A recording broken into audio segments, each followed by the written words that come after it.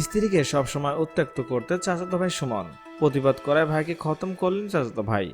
দর্শক, ঘটনাটি ঘটেছে ঝিনাইদহে। এ বিষয়ে বিস্তারিত থাকছে ভিডিওতে।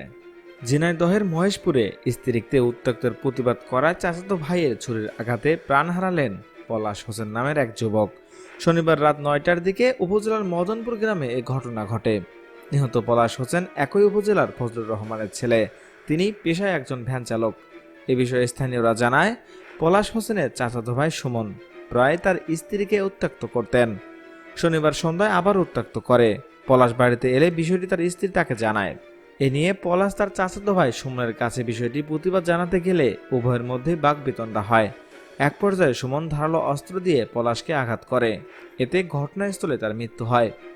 বিষয়টি নিশ্চিত করে মহেশপুর থানার ভারপ্রাপ্ত কর্মকর্তা খন্দকার শামীম উদ্দিন বলেন, মরদেহ ময়নাতদন্তের জন্য ঝিনাইদহ সদর হাসপাতালে পাঠানো হয়েছে। অভিযুক্তকে গ্রেপ্তারে পুলিশ কাজ করছে। নিহতের পরিবারের পক্ষ থেকে লিখিত অভিযোগ পেলে দ্রুত আইনগত ব্যবস্থা নেওয়া হবে। দর্শক, চাচাতো ভাই সুমনের কি শাস্তি আপনারা আশা করছেন? জানতে চাই আপনাদের মূল্যবান মতামত। এখনকার মতো এখানেই শেষ। পরবর্তীতে আপডেট নিউজ পেতে চ্যানেলটিকে সাবস্ক্রাইব করে আমাদের পাশে থাকুন। ধন্যবাদ।